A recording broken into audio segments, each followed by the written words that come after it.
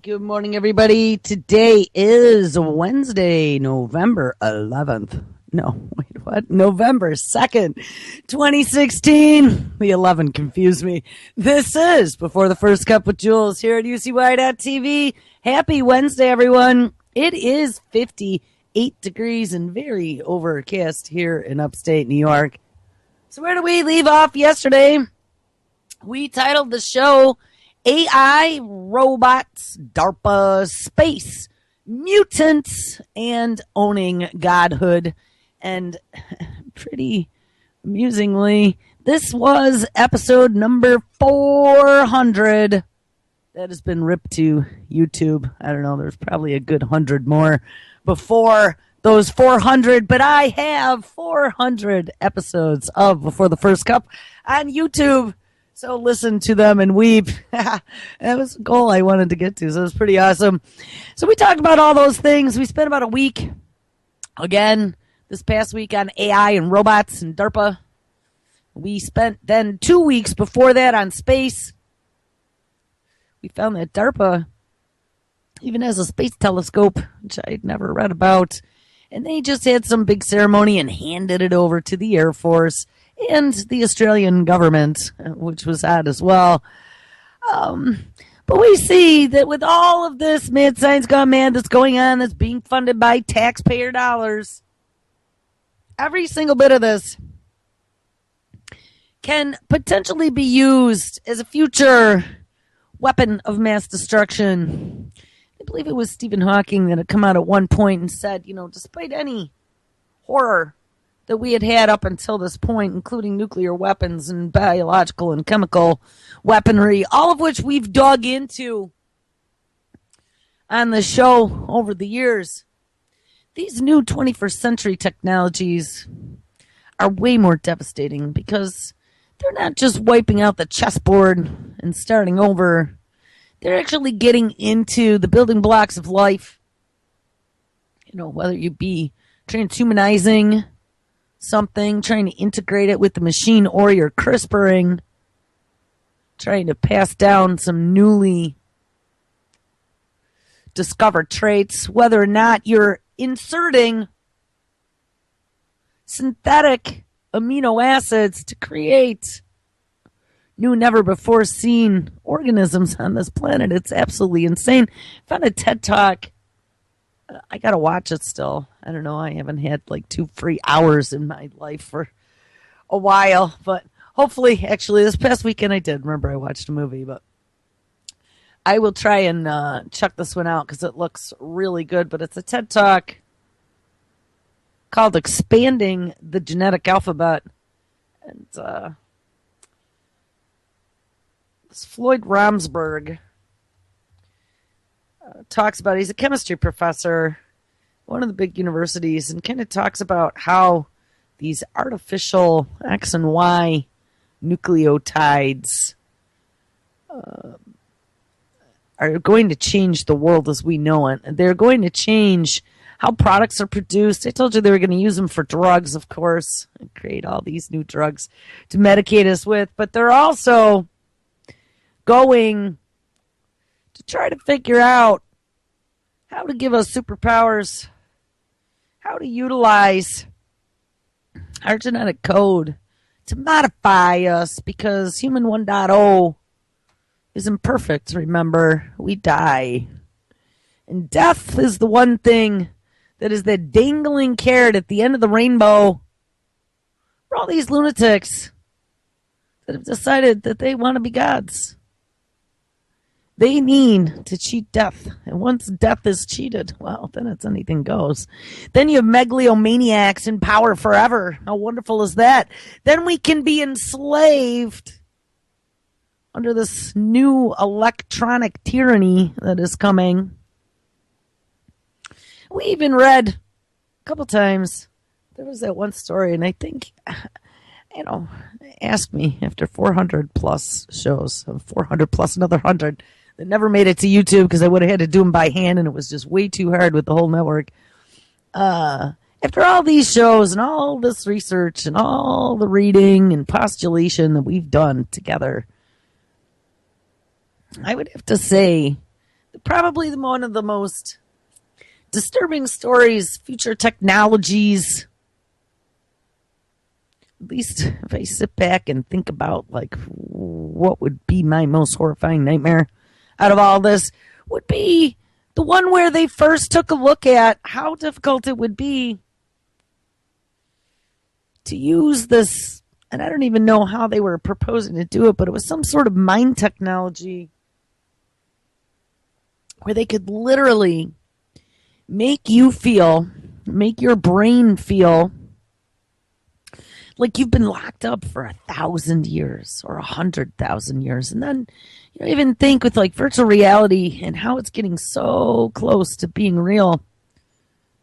Right now they're big clunky goggles. Tomorrow they're going to be contacts that you wear for everything.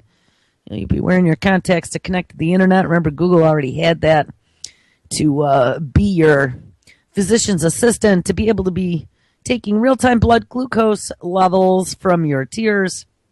Make sure your health is okay. Ding. Johnny is operating within parameters. But not only that, but these same contact lenses will be able to have vision and other wavelengths. I talked about that yesterday in regards to, genetically modifying humans and creating artificial intelligences, tin can robots with VPUs, the visual processing units, where you gave them eyes. And, robot eyes are just cameras. So we can already see with cameras and ultraviolet and infrared, maybe even some of the other wavelengths. I don't know, at some point we may even be able to detect sound waves. I'm sure we could, using a microphone and plotting it out. So they could even hear you like with the slightest breath in a deep, dark corner, hiding from the killer robots that accidentally got released when they released Skynet. I mean, guys, when I look at all this, but think about it. So they can lock you in a mental cage and make you feel like you have been trapped in that jail for 1,000 years just by messing with your brain. But how long is it going to be before not only you're trapped in that mental prison for 1,000 years, but it's torturous? Think back to the Middle Ages. I studied a lot on the Middle Ages when I was in college. So it was just kind of my thing. I don't know. There's just something about that time period that I'm so fascinated with. And I think it has a lot to do with Monty Python. I don't know. And the Black Death. And it just, and people still had morals, sort of. You had this night class that at least tried to carry morals forward, but who knows? I mean, I wasn't there. Maybe they didn't have morals, but I don't know. There was just something about that time period that really draws me in, and I studied it extensively. And I see right now we're at another one of those time periods where there was complete and utter disruption. The Middle Ages were scary because we went from the Dark Ages to the Age of Enlightenment, but in between that time, there was lots of horrifying stuff that happened. There were lots of wars. There were lots of people who died of horrifying diseases. There were lots of warlords that fought. Lots of more advanced civilizations taking over less advanced civilizations. And I mean, on a basic level, when I back the truck up and I start looking at what's going on now, and we're talking about the development of AI, the development of super bugs in the lab. Of course, it isn't part of our biowarfare program. No. It's to keep you safe in case, spontaneously out of the blue, we have some never before seen pathogen appear that starts killing 95% of anyone who's infected with it. But that happens all the time, right? Not all this crazy shit in the lab. Something is bound to get out one of these times. Every time I see a story about some little kid that died of some mysterious something and they thought it was polio, but now it's like a mutated polio. I just saw another one of those yesterday. I start to get a little nervous because Typhoid Mary, I don't think is a fantasy. I think Typhoid Mary is part of this DARPA shape-shifting immune system that they've been funding research into. I think that's going to be one of their aces they throw on the table. Make all of us step right up. Remember, I told you, as a part of that whole FEMA training thing that they rolled out while Bush was still in office, to help get all of our communities prepared for emergencies. I had a brand new baby at the time, so I was freaking. I'm like, how do I protect this little infant? There's all kinds of crazy stuff going on. They had this free class, 8 weeks long, being offered. The feds paid for it all. We had all kinds of real-time training and equipment and whatever. I mean, it was great. I even got to don fire gear. We went out. We were in the fire training center for the last class. We literally were in a burning building. And of course, it was fake burning. It had all the little gas jets everywhere. But we staged a whole event. There were people laying on stairs and whatever. And I mean, we had done all this training to go save these people. It was pretty neat. It really was empowering. But we'd also covered pandemics and things of that nature. Our town is a whole thing set up. So do most towns across the country. Back from, I would say, 2006 on to 2008 is when they carried out that CERT program. But as a part of that, they were preparing all the communities for pandemic preparedness. Remember, we talked about that stockpile that, I don't know. I'll have to remember what it's called. I haven't talked about it in a while. But there's a national stockpile of vaccines and medications. They were worried about anthrax at the time. They had told us about working on the universal flu vaccine, which we've talked about. That was from the Blue Angel program. That has really now morphed into the shape-shifting immune system project. There's 3 or 4 different groups that are working on that same technology. It is more of a gene editing technology than anything else. We can literally go in and it changes some of your DNA to make it more resilient than our puny human immune system. So when it detects something known or unknown, just like that shape-shifting immune system for the internet that won the Grand Cyber Challenge, yes, well, this will be a shape-shifting immune system for the human body.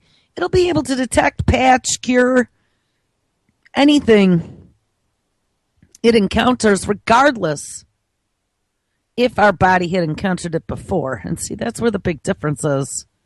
Our immune system works upon finding something, determining that it is an enemy, and then quarantining that enemy after it has been exposed and built up an immunity. Well, these new technologies they are working on will be able to detect something as a foreign invader before it ever gets out of control, and then on the fly build protections against it inside your own body. It's very frightening. So this kind of crosses these lines between biology and technology, between nature and the body reacting through evolution. I mean, our immune system has evolved after millions of years. Now we're going to circumvent all that. Now we've been able to program cells. I'm talking about all kinds of stuff. I'm talking about blood cells. I'm talking about little nanobody things, whether they be metal or made out of DNA. I mean, we've covered so much insanity on this show. I just heard last night SM Gibson and Anti-Media talking about friends coming up to him over the recent past going, man, I'm so sorry. You know, I used to say you were so crazy. I'm really sorry, man, because it's all happening now. You know what? I've been experiencing the same stuff because if you've noticed, I mean, we've talked about this over the last few weeks. We have, National Geographic having the brand new show about saving humanity by going to Mars. Oh, we have all these commercials now about all our cancer institutes all over the place. Step right up. you know anyone, or if you have cancer, we have some new untested treatments for you. It's called Curing the Big C, all experimental. But you know what? You can be the guinea pig. We'll test these new technologies on you. And guys, they're really stepping it up a notch. The 21st century, it only took us 16 years. Almost into 17. But we are about ready to enter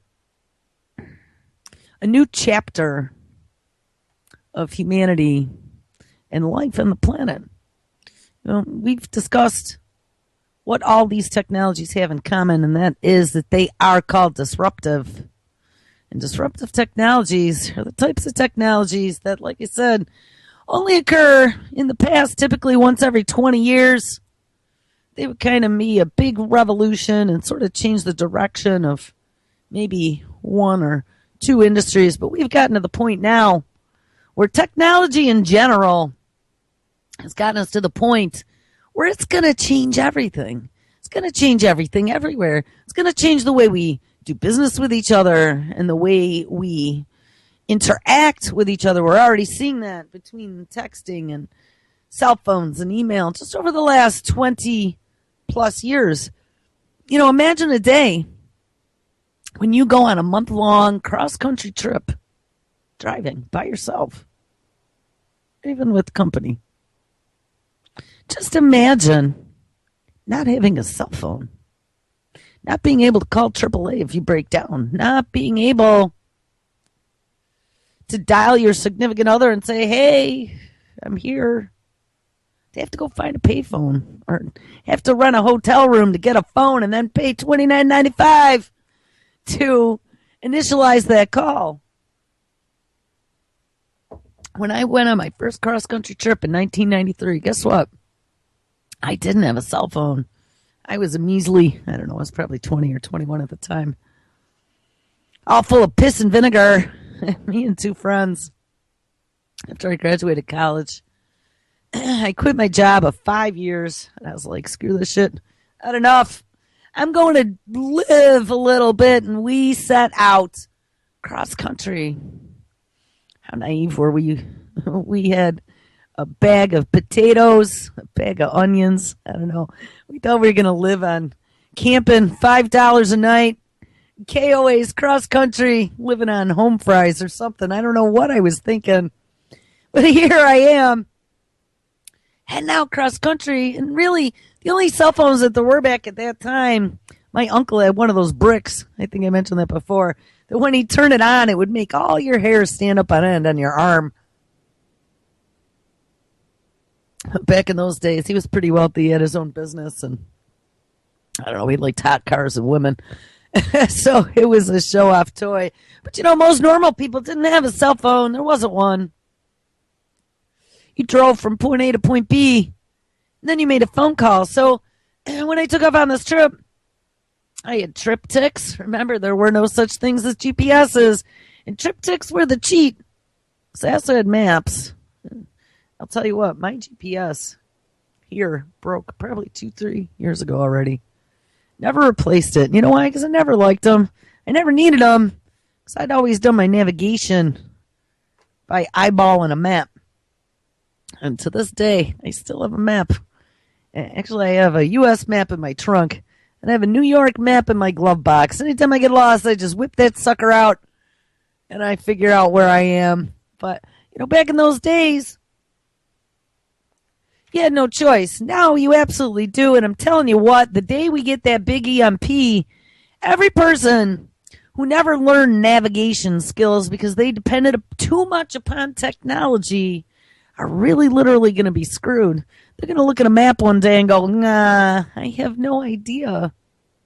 Because just like all these other technologies, like the television, like your phone, like the computer, actually, the computer not so bad, but someday, as we're getting these personal digital assistants, it will be. They're all feeding you information. You don't have to really think. You just kind of flip around and find something that gets your fancy. And I mean, at least on the PC still, you need to come up with intelligent search terms to be able to utilize Google the most effectively. But in the future, they're going to be able, they're already doing this, they're skewing search results based upon your preferences and based upon things you've talked about in email and things you've talked about on the phone. I got to tell you, they've been advertising based upon information they scrape from us for quite a while. But I would have to say over the last week or so, it really seems to me like with the topics, and I have all those privacy settings turned off. So, it's not easy for them, at least legally, to be pulling all my data. But somewhere in here, it seems they must have changed a privacy setting, because within the last week or so, the ads on Facebook have been so beyond targeted. And they've been targeted to things that I've been speaking about with people in conversations on the phone. Something that I've typed into a chat box just over the last week or two. And it didn't used to be that specific. I mean, literally like things that I've been looking at or things that I've said to someone that, I got to make sure I do this in the next week or two. And they're advertising to me to, here, you got to do this. Here, go here. Like, I was really shocked as to how much they must be paying attention to the things we are saying now. Some new algorithm must have rolled out. But here's the thing. Is they're perfecting all of this. They are feeding the machine. Remember I told you, don't feed the machine. Don't teach it. These machines are learning from us. These AIs are learning from us.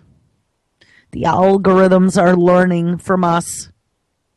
It's also filling our dossier. Every time we do anything, even every little click online, it's being bag tagged and tracked and stuck somewhere with your name on it. And as this technology becomes more and more pervasive, and remember, this is what I always forget, this is only the beginning. I mean, I talked about watching the new Terminator movie this weekend, yesterday, and it was set in the not too distant future, as of like the fall of 2017. And it wasn't a very pretty future. And I'm not looking at a movie as like, the end all. But I'm telling you what, a lot of times they put this stuff out there predictively to try to quell the masses. So when it really does happen, people don't flip out. We're going to talk about that. I saw something pretty interesting, and I don't know how much. Yeah, we got about 25 minutes. Let's see. We won't dwell on AI today because we've already spent over a week and we're already on Wednesday. So, but maybe at least just for the setup. So I see something come out of the New York Times. This is on the 25th of October. So it was a few days ago. And what caught my attention is that there is a back shot of a young man.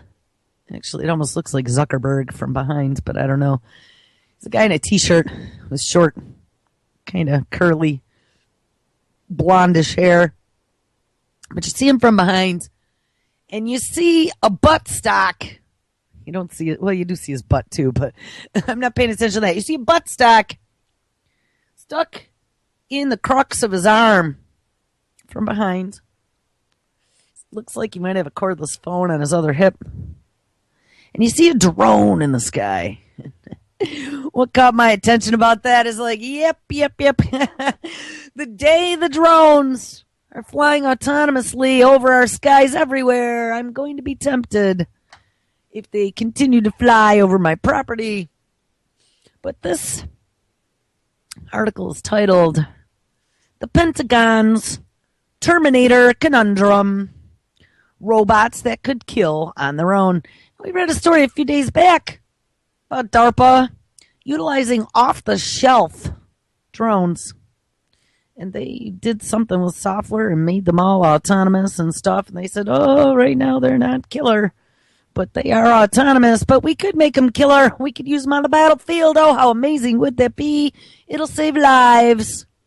And by 2025, half our armed services are going to be robots. Let's read this story here a little bit. So the Pentagon's, quote, Terminator Conundrum, unquote, robots that could kill on their own. The United States has put artificial intelligence at the center of its defense strategy. So we read about that also. The White House made that big rollout beginning of October. We had all these events going on and how wonderful, and we now have artificial intelligence as one of the big pushes. Don't worry, the robots are not going to take all the jobs. Shh. It's going to keep you safe. It's going to feed you grapes. It's going to augment your reality at some point in the future and make it better. Don't fight it, Johnny, because here it comes. Camp Edwards, Massachusetts. The small drone with 6 whirring rotors swept past the replica of a Middle Eastern village and closed in on a mosque-like structure, its camera scanning for targets. Guys, this is in Camp Edwards, Massachusetts. Apparently, they have a little Middle Eastern test bombing village set up to test with these little homemade drones.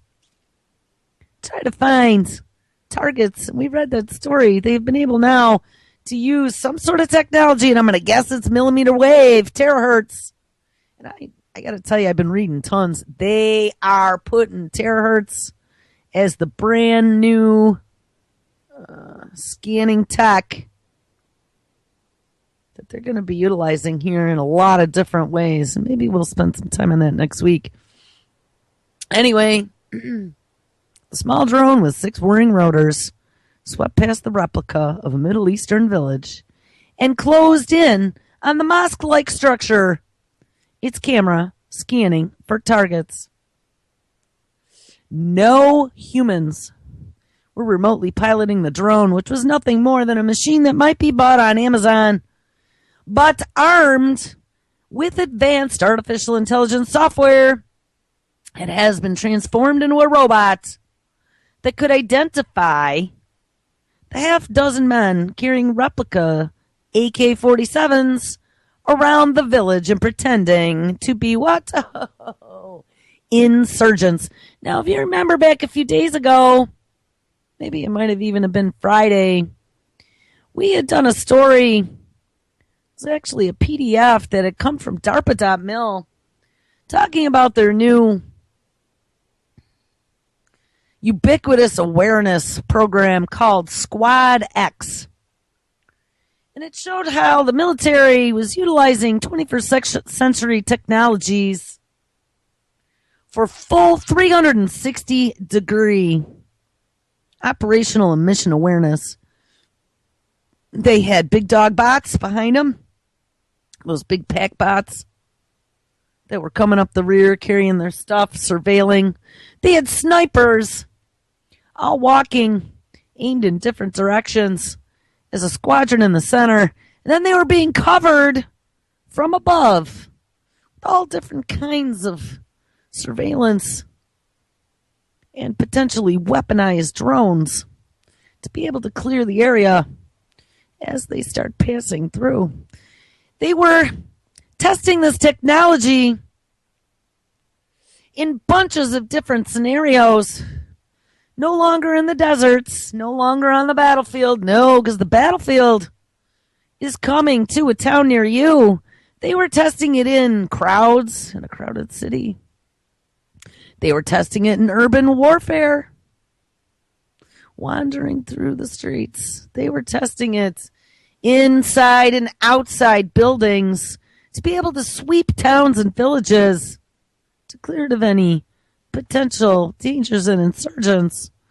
Guys, this is going to be coming to a city near you someday. And when you add to that Valkyrie robot we've talked about a few different times now was a project that originally started as part of DARPA's Grand Cyber Challenge. I was reading, not Grand Cyber, that was the software, the Robotics Challenge, which of course is run by Gil Pratt, Gil Pratt, who has now moved over to Toyota's billion-dollar artificial intelligence facility in Silicon Valley.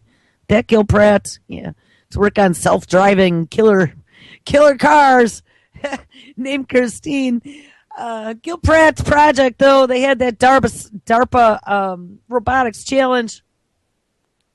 And originally, that challenge, they had come out and said, was all about first responders and emergency preparedness and being able to save you in the name of a disaster where humans cannot get to.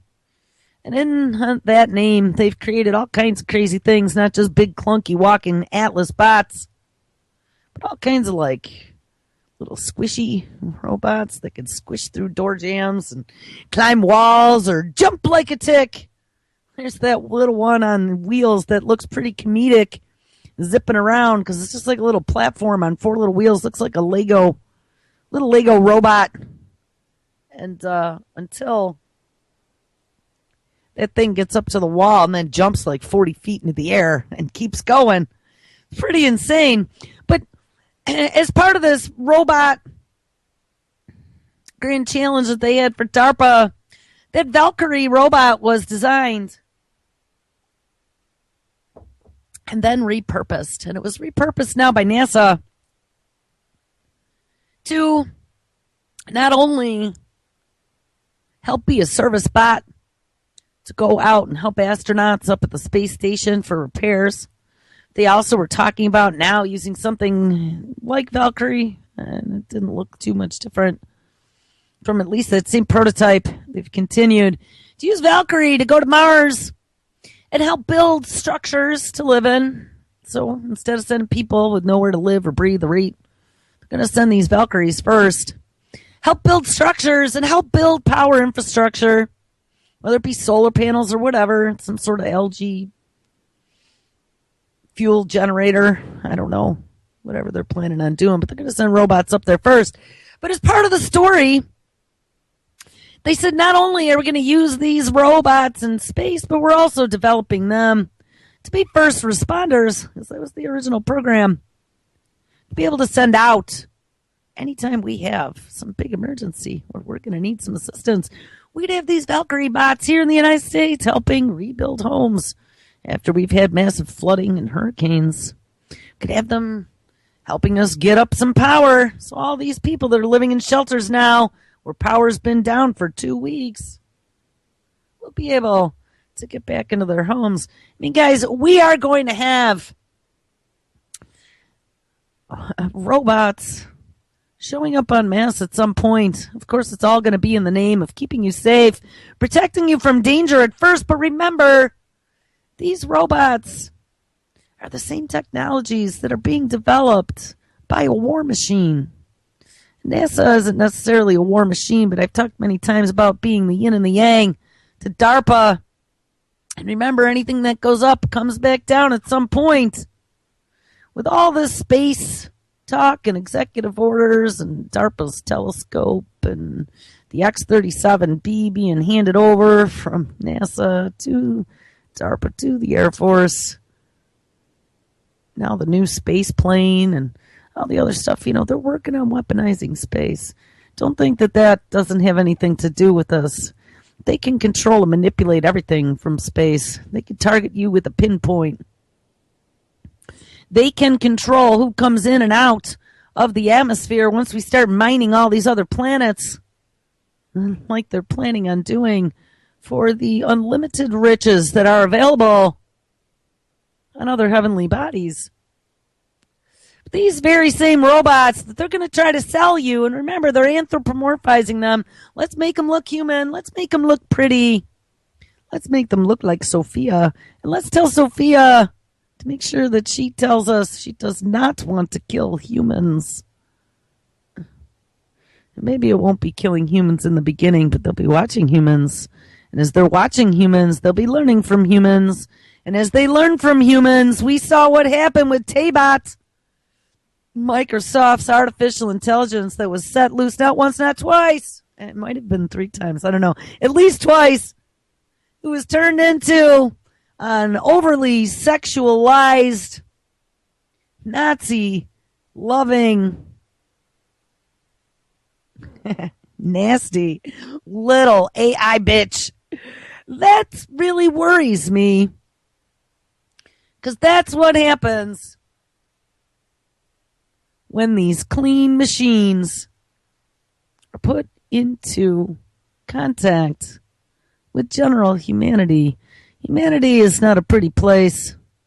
I am somewhat embarrassed to be a part of this clan we call humanity in general. Morals are out a window. Let's splice and dice everything. Let's have no sanctity for life. Let's drone bomb. Or, hey, just like we heard here, hey, we got small little drones zipping around over a little replica of a Middle Eastern village. Maybe there's a wedding going on or a funeral. We're scanning the mosque-like structure using the camera to select targets.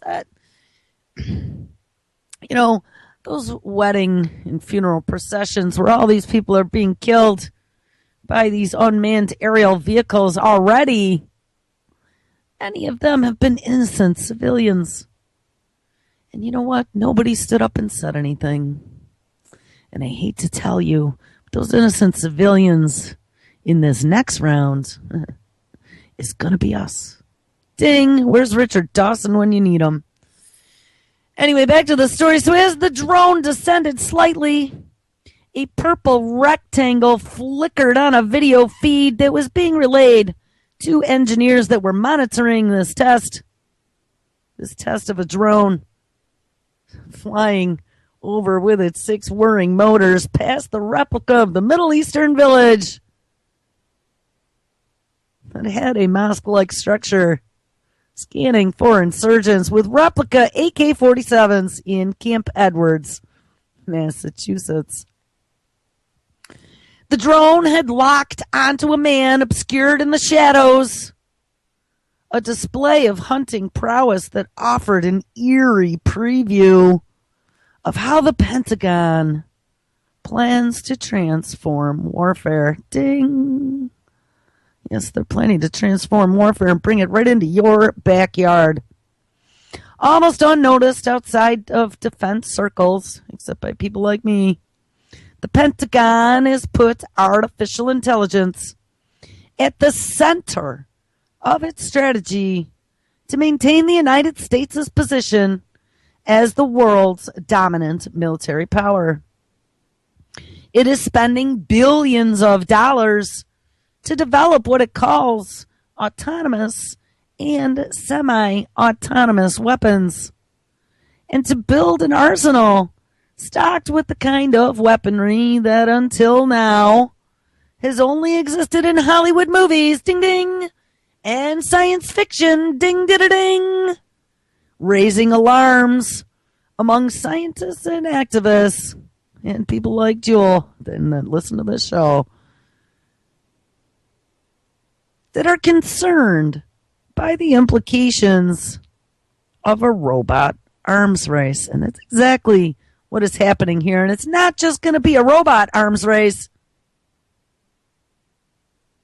We heard Clapper come out in front of the Senate Armed Services Committee, sharing his concern how a lot of these 21st century technologies have now become the newest weapons of mass destruction. They are absolutely correct, including CRISPR and many other things. The Defense Department is designing robotic fighter jets that would fly into combat alongside manned aircraft, and it has tested missiles that can decide themselves what to attack.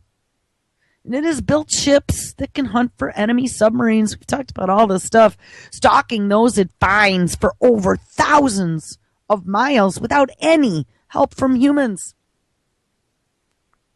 Defense officials say that the weapons are needed, of course, for the United States to maintain its military edge over China and Russia and other rivals who are also pouring money into similar research. The Pentagon's latest budget outlined $18 billion with a B to be spent over the next 3 years.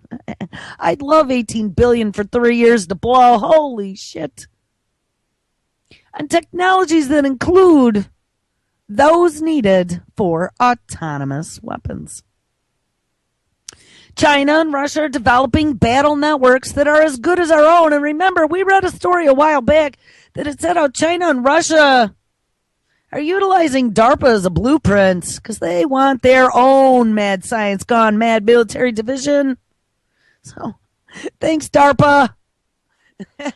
Thanks for being the inspiration for the new 21st century destroy all life on planet Earth arms race. If we can see as far, they can see as far as ours can see, and they can throw guided munitions as far as we can, says Robert O'Rourke, the Deputy Defense Secretary who has been the driving force for the development of autonomous weapons. And what we want to do is just make sure that we would be able to win as quickly as we have been able to do in the past.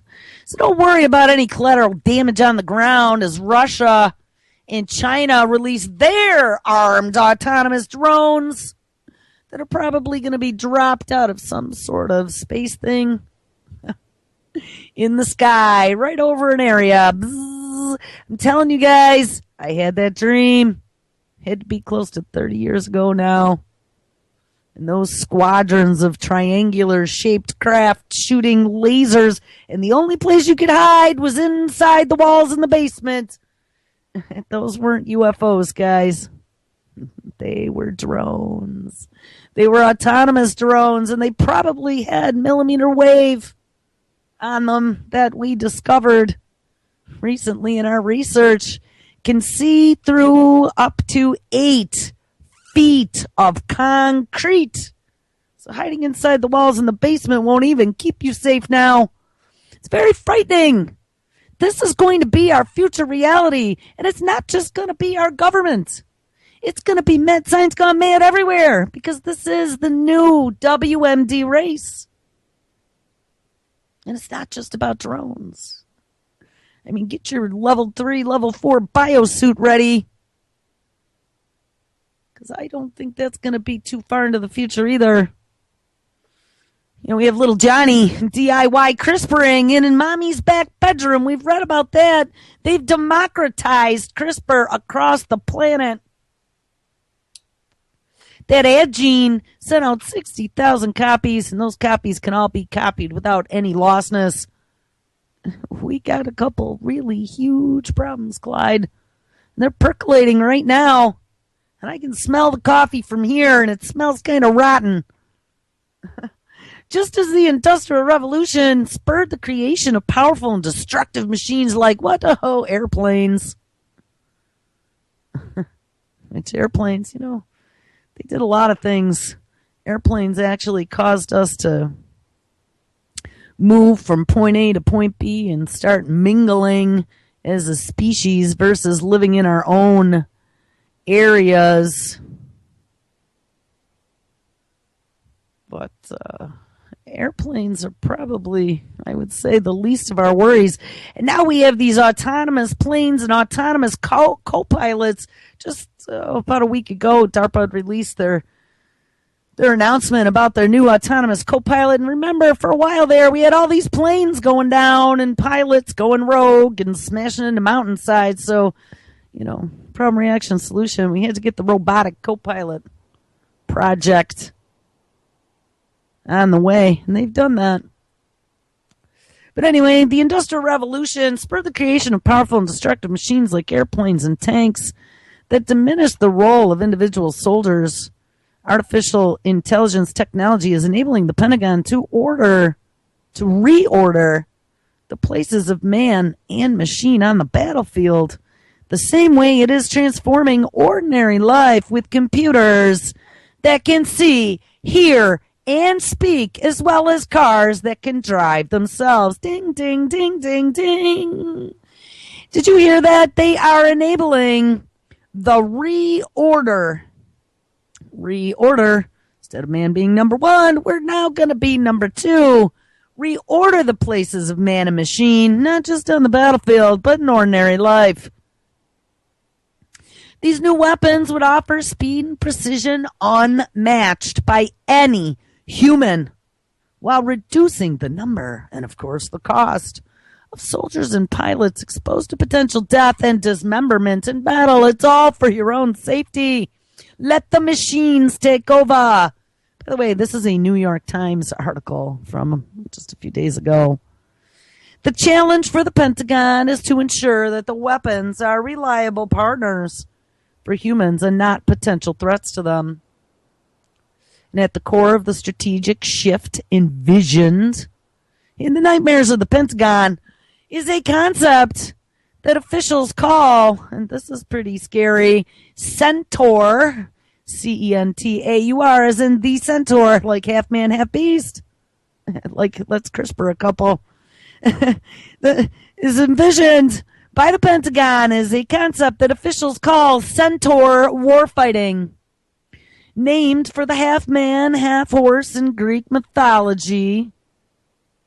Probably at some point in the not too distant future to be pumped out of one of the Chinese cloning factories. Yes, centaurs. May be real someday. The strategy emphasizes human control and autonomous weapons as a way to augment, again, augmented reality is going to be everywhere, and magnify the creativity and problem-solving skills of soldiers, pilots, sailors, instead of replacing them. Yeah, bullshit. Bullshit, I say. Yes, let's augment all the humans.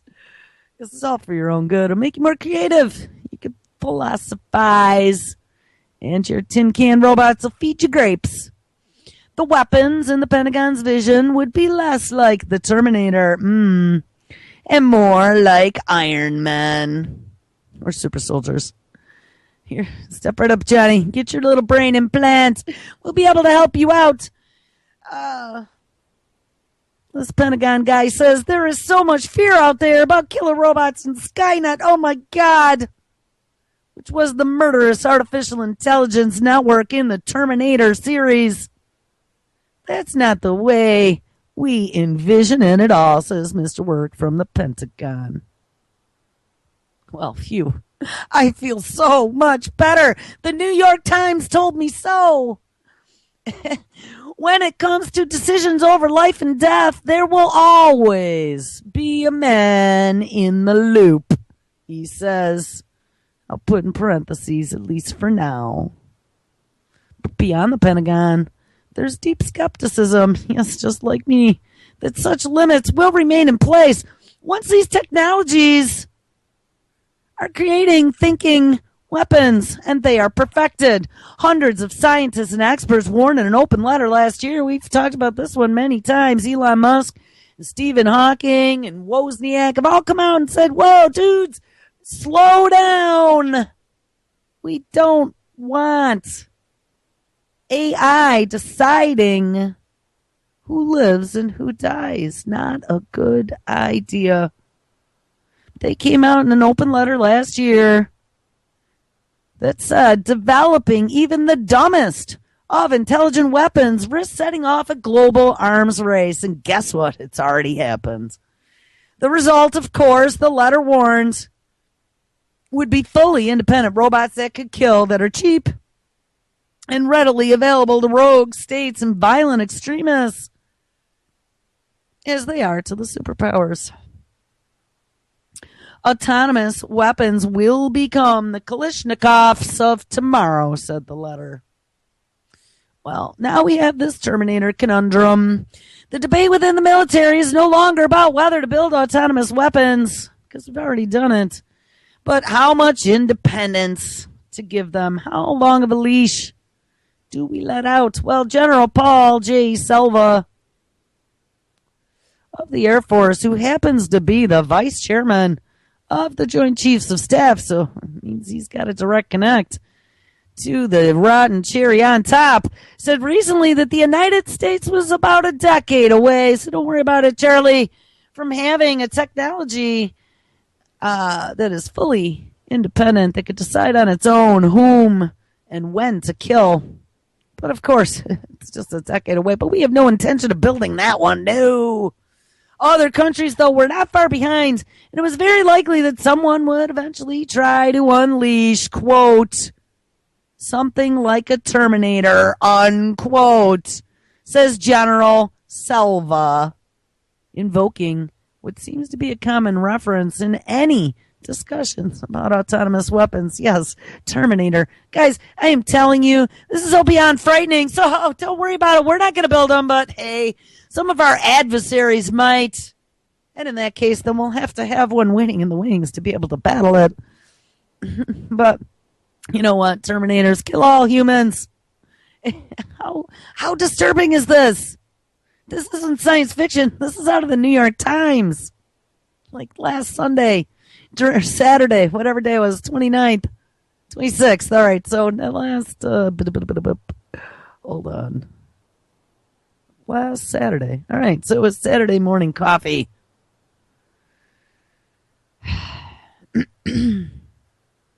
But hey, don't worry about it, because Obama just inked that executive order for artificial intelligence. It'll be all good. Yet, American officials are only just beginning to contend with the implications of weapons that could someday operate independently beyond the control of their developers. And inside the Pentagon, the quandary is known as the Terminator Conundrum. And there's no consensus about whether the United States should seek international treaties, because remember, they're not banned at all, to try to ban the creation of those weapons or build its own to match those its enemies might create. Well, that's how you start a secret program.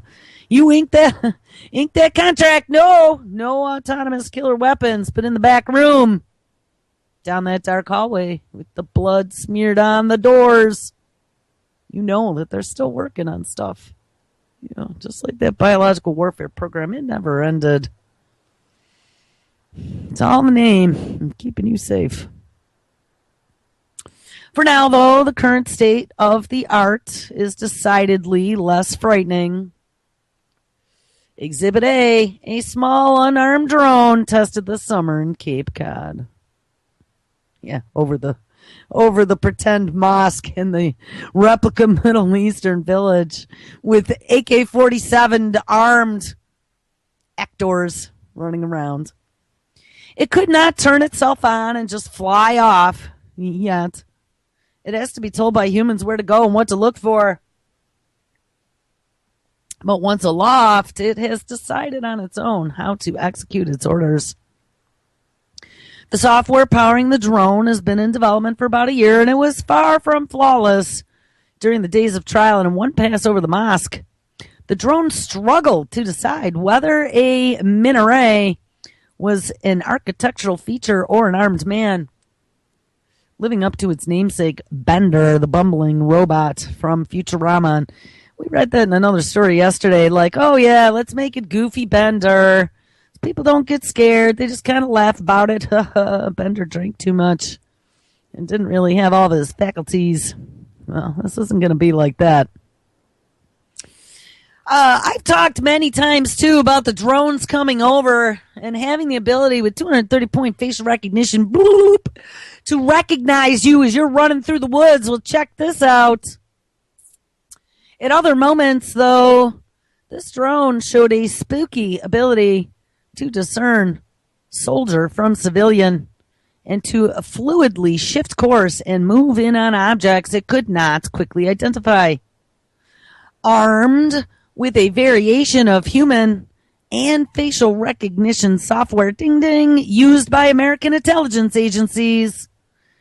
And I bet you we talked about that Israeli facial recognition software that'll be able to do personality profiles that had a really high rate of identifying you, even if you're not in a database anywhere, based upon your genetic facial features and structures, to determine whether or not there is a statistical chance that you could be a criminal, future criminal, past criminal, whether or not you are someone who doesn't like to follow the rules. I can guarantee you that will be found on drones at some point as well. But armed with the variation of human and facial recognition software used by American intelligence agencies, the drone adroitly tracked moving cars and picked out enemies hiding along walls. It even correctly figured out that no threat was posed by a photographer who was crouching, camera raised to eye level and pointing at the drone, a situation that has actually confused human soldiers with fatal results. Yeah, whoops. You know what? That youngin' remotely drone piloting with his joystick that he's so good at because he spent 18 years practicing at home actually blew up the photographer. This project is, of course, run by the Defense Advanced Research Project Agency, more affectionately known as DARPA, which is developing the software needed for machines that could work with small units of soldiers or Marines as scouts or in other roles. And I think this is that Squad X stuff we were talking about yesterday. 2 days ago. Unlike the drones currently used in the military, all of which require someone at the remote control, this one doesn't, says Major Christopher Orlowski of the Army, a program manager at DARPA. The software works with you. It's like having another head in the fight. And this story goes on and on and on. They are really trying to sell this stuff to us. It is all about keeping us safe. It's all about ushering in the 21st century and making us comfortable with technology. We're going to take a look tomorrow. I have about 15 tabs all lined up here to finish up the week. Stanford scientists, we will now, with technology, have a century of medical advances in just the next decade. So put on a seatbelt, people, because those little blood nanobots are on their way. All right, guys. Well, if you can even believe it, that hour went by really fast. Make sure you stick around. Miss Lonnie Clark is live up next. And then at 1 p.m. Eastern, Solvener in his new day and time will be live with the Solvener events. Make sure you stick around for that as well. Lots of live radio tonight. It is Wednesday. All right, guys. Have an awesome day, and I will catch up with you tomorrow. Everybody take care.